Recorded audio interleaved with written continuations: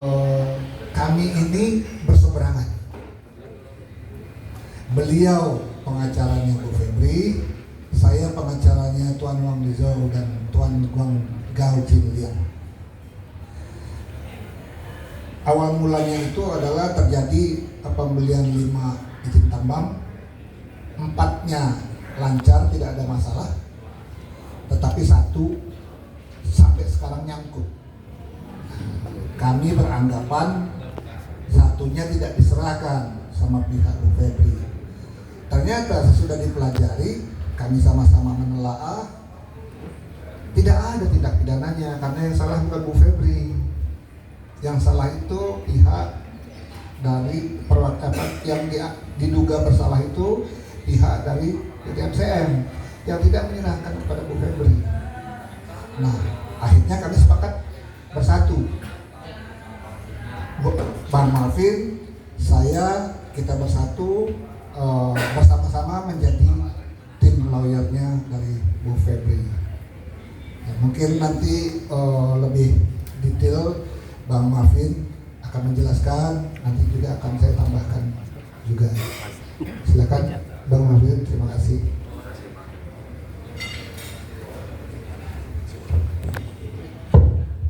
Terima kasih Pak Antoni. Teman-teman wartawan media, dengan kesempatan hari ini kami hanya ingin menjelaskan bahwa pertama adalah rundownnya adalah terjadinya perdamaian antara para pihak yang tadi bersengketa, dan sengketanya ini bukan 1 tahun atau 2 tahun, hampir 5 tahun lebih, yang dimana ternyata setelah kita bertemu dengan Bang Tony dengan kepala dingin, tapi tidak menggunakan SWR. Dengan kepala dingin kita akhirnya berkumpul dan kita telah masing-masing dari gugatan, dari laporan polisi.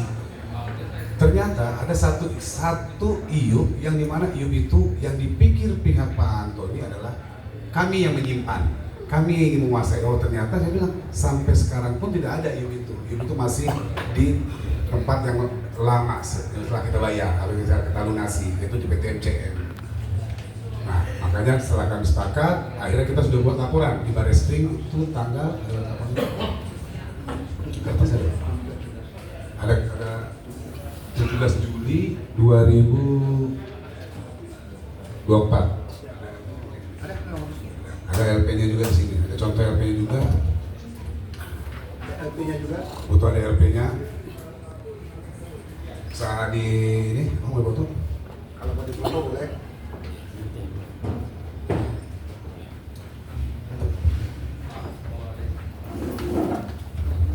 Tapi mohon maaf, nama terlapornya kami tutup karena di situ ada nama lengkap. Jadi nanti kami akan menggunakan inisial agar jangan sampai terjadi serangan balik dianggap pencemaran nama baik. Karena ini kan baru dugaan perbuatan tidak pidana.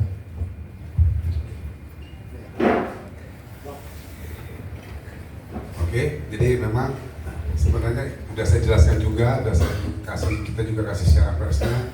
Intinya adalah sesuai dengan judul bahwa konferensi pers ini adalah perdamaian.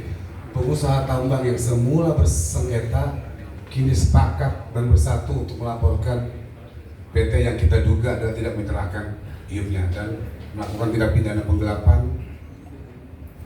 junto TPPU. Jadi sekarang kita serahkan kepada teman-teman, ada yang mau bertanya, kita buka forum pertanyaan ini. Saya ingin bertanya perdamaian itu. Baik, jadi kalau saya coba menjelaskan, izin Bang Malvin. Jadi kita baru tahu itu sekitar bulan April 2024 bahwa berdasarkan bukti-bukti, kita kan melapor, berdasarkan bukti-bukti yang kita dapat keterangan dari pihak penyidik yang mendapat bukti-bukti dari pihak Bu Febri bahwa dia nggak menyimpan, ada buktinya bahwa itu belum diserahkan iup tersebut. Nah, baru di April 2024. Begitu saya tahu, kami tahu, wah, berarti Bu Febri ini nggak salah, gitu loh. Akhirnya kami intens melakukan pertemuan dengan pengacaranya Bu Febri pada waktu itu, yaitu Bang Malvin dan timnya. Oh kalau begitu ini kita sama-sama ditipu.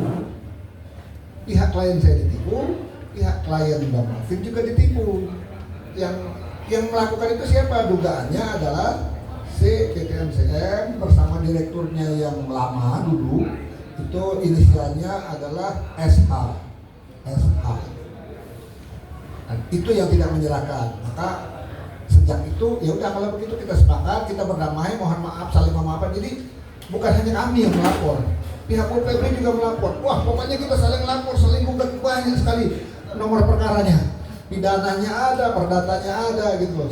Saling lapor, saling gugat, karena dua-duanya merasa sama-sama betul, sama-sama tidak salah, tidak merasa bersalah kan. Saling lapor, saling gugat, saling lapor, saling gugat. Nah, sudah kita saling berkomunikasi. Oh, kesalahan itu bukan di pihak klien kita, bukan di pihak klien kami, bukan di pihak kliennya Bang Malvin. Kalau begitu kita segera melakukan perdamaian. Bagaimana caranya kita merebut, mengambil hak kita kembali. Maka bersatulah kami di bulan Juni kami bersatu melakukan perdamaian. Ini ada akte perdamaiannya. Bulan Juni 2024 melakukan perdamaian, dan sesudah itu kita sepakat Bu Febri harus membuat laporan ke polisi dan menunjuk kami Anthony Andika Law Firm, dan kami bersatu nih. Bersatu, saya, Bang Malvin, ada beberapa yang lain, ada Profesor Kemas Herman, ada Andika, ada Bang Royke, dan Bang Yanli. Kita berenam bersepakat untuk menjadi pengacaranya Bu Febri, ingin merebut dan ingin mencari keadilan terhadap klien yang tidak diserahkan tersebut. Kalau yang kami laporkan ini adalah dugaan tindak pidana penggelapan izin usaha pertambangan dan tindak pidana pencucian uang sebagaimana diatur dalam pasal 372 KUHP dan pasal 345 Undang-Undang Nomor 8 Tahun 2010 tentang pencegahan dan pemberantasan tindak pidana pencucian uang. Gitu. Mungkin akan ditambahkan juga oleh Bang Malvin. Itu yang tadi kan dari April ya, April terus progresnya sudah, kita baru lapor itu di bulan, kita sudah laporan polisi itu di bulan 7-nya, bulan Julinya. Nah, kebetulan kenapa kita lama melakukan konferensi pers ini adalah ya karena kan kesibukan para pihak. Ada kita satukan, udah kapan kita akan melakukan konferensi pers dan dimana untuk menampilkan para pihak untuk bersalaman di depan teman-teman bahwa sudah terjadi perdamaian. Karena memang laporan kita selama 5 tahun ini memang agak lumayan panjang. Ibaratnya kalau anak itu ya udah mau SD lah itu ya.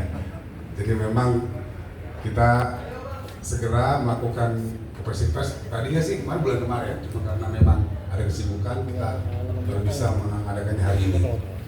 Itu sih Bang.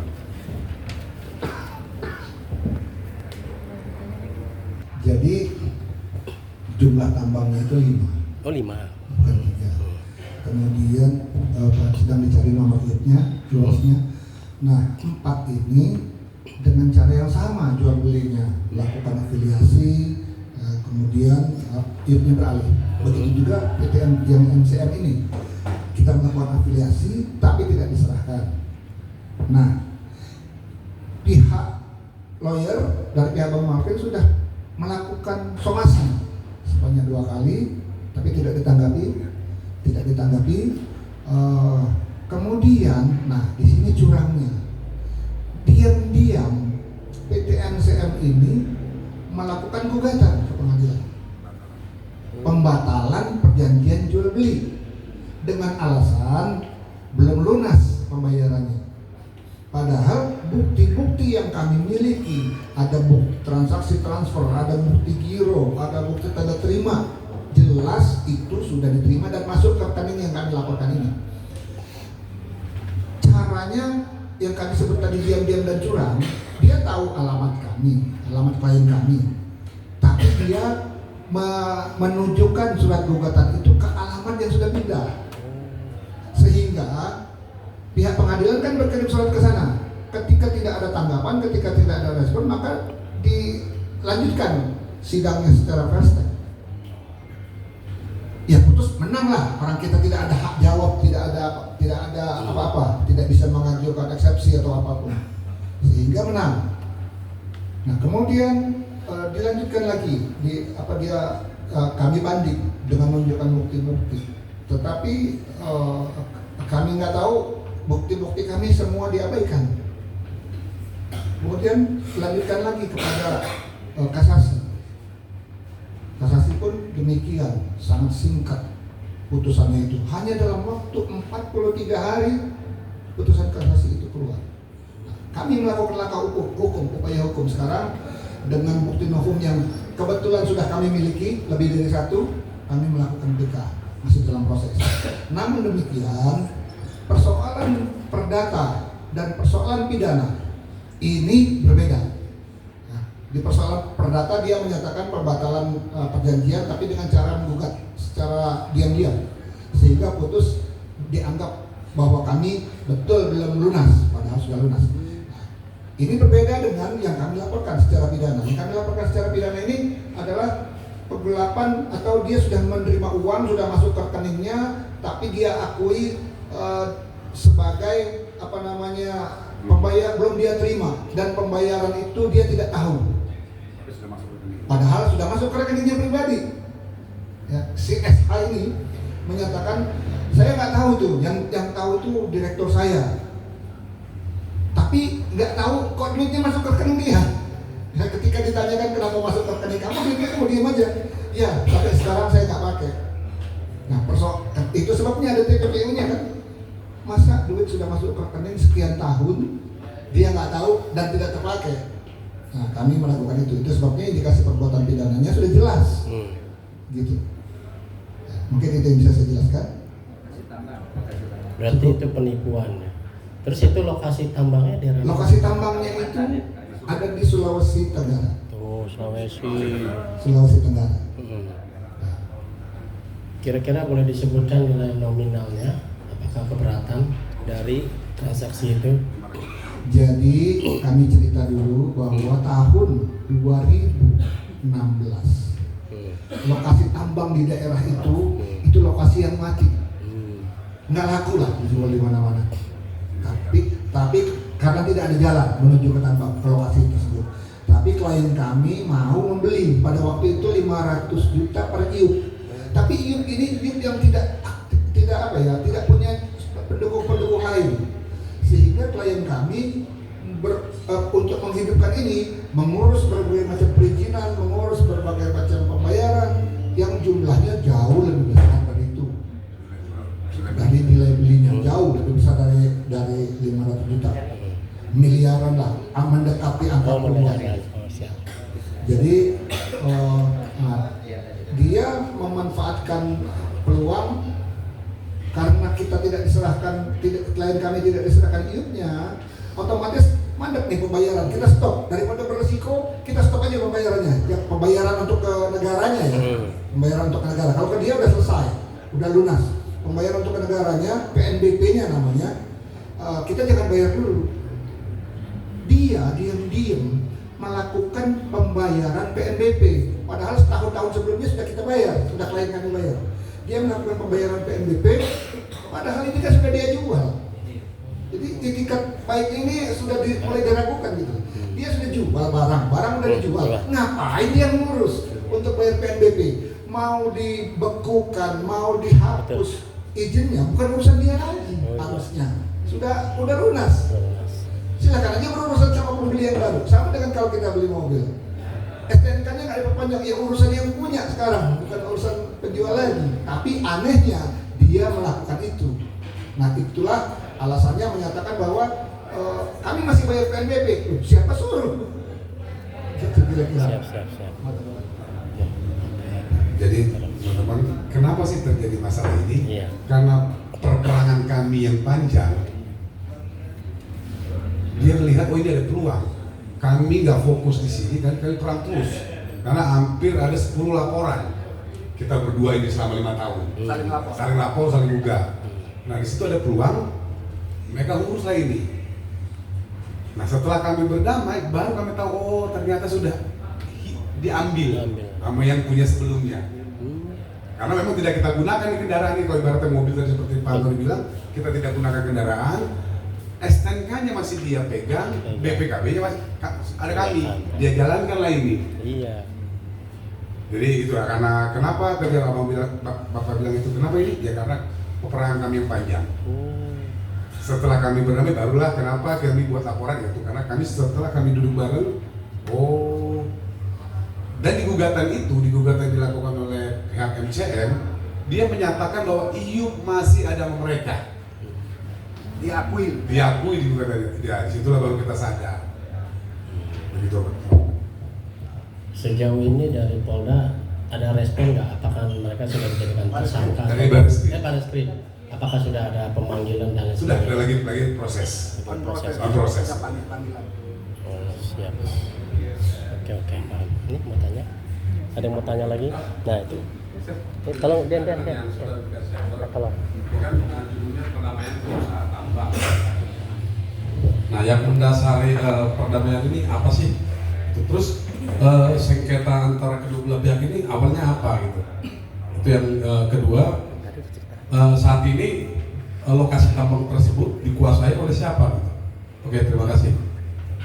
Jadi pertama yang mendasari kami berdamai tadi seperti yang saya jelaskan tadi Bang, bahwa setelah artinya memang kita kebetulan ini berdua ini adalah pengacara yang nggak suka berperang Bang.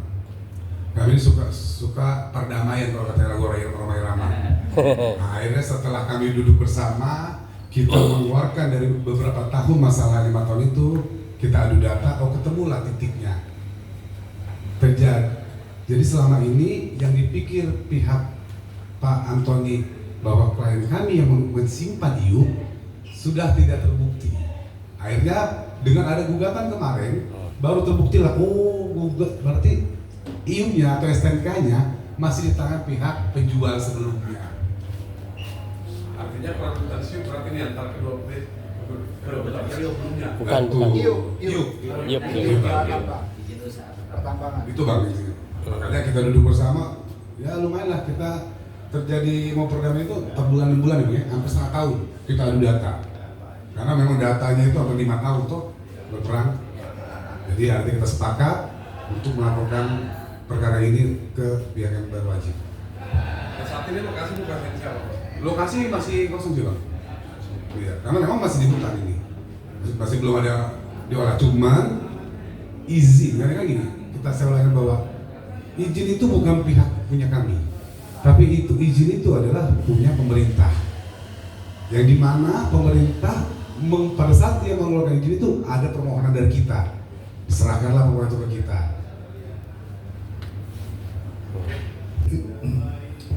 Jadi terkait dengan lokasi tambang tersebut, mereka diam-diam mengurus RKAB, tetapi RKAB-nya adalah RKAB non efektif, non aktif.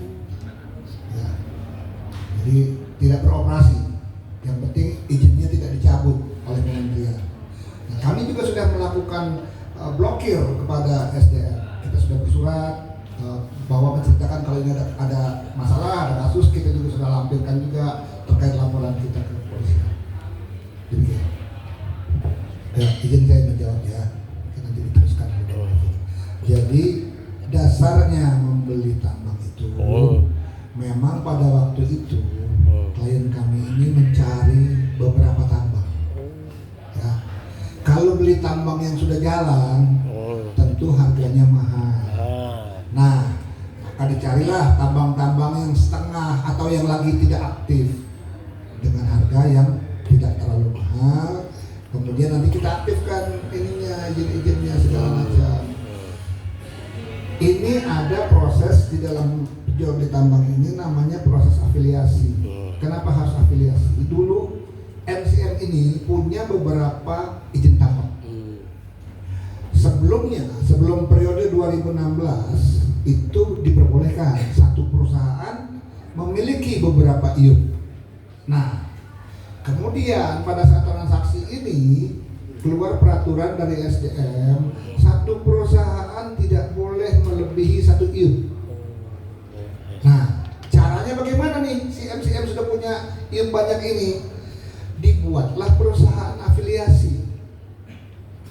Nanti pelaksanaannya dari perusahaan afiliasi mengalihkan. Ya, kalau afiliasi ini kan seperti kita ketahui terdiri dari orang-orang lama yang masih ada di dalam perusahaan afiliasi tersebut. Ya, SH ini ada di perusahaan afiliasi ini. Inilah yang dia jual. Perusahaan afiliasi ini didirikan dengan modal dasar 30 juta. Pembelian itu kalau nggak salah tidak sampai 1 tahun perusahaan ini berdiri, dibeli 500 juta. Sehingga kalau cuma jual perusahaan itu aja tidak masuk akal. Perusahaan baru berdiri nilai 30 juta dibeli 500 juta. Yang sebenarnya adalah perusahaan ini afiliasi dengan janji dialihkan IUP yang dimiliki PT MCM ini sebagian ke perusahaan afiliasi ini. Ada contoh yang sudah terjadi dengan pihak yang sama. Mereka menjual, dilakukan afiliasi dan berjalan mulus, tidak ada masalah.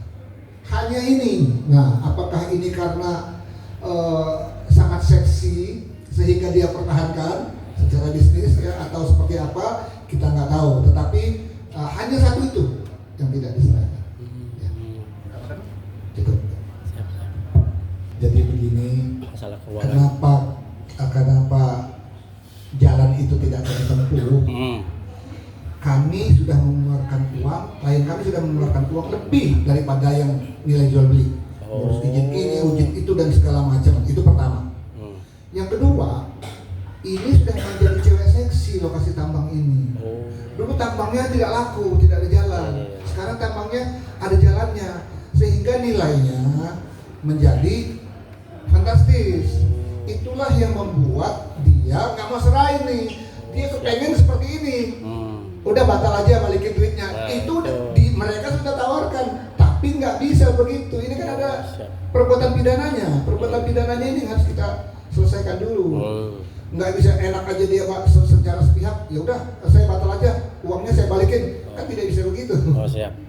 Jadi selain dengan adanya perjanjian, kalau itu kan uang prestasi, dia tidak menyerahkan barangnya, maka dia kembalikan duitnya salah satunya ya. Atau perjanjian dibatalkan, dia kembalikan, atau kita minta denda dan segala macam ya. Nah, itu sangat kami tolak karena kami sudah merasa memiliki, kita udah beli, udah bayar lunas, berarti ini punya kami. Bahwa sekarang nilainya naik, ya berarti kan keuntungan kami. Bukannya harganya dulu saya jual 500 juta, sekarang misalnya 10M, saya ambil aja tambangnya, saya balikin 500 jutanya, kan nggak bisa begitu. Kira-kira Siap nilainya, nilai pasarnya. Ya, siap. Oke, sebentar teman-teman, jadi sebelum kita tutup acara ini, kita akan panggil para pihak untuk seremonial perdamaian ya. Oke, siap.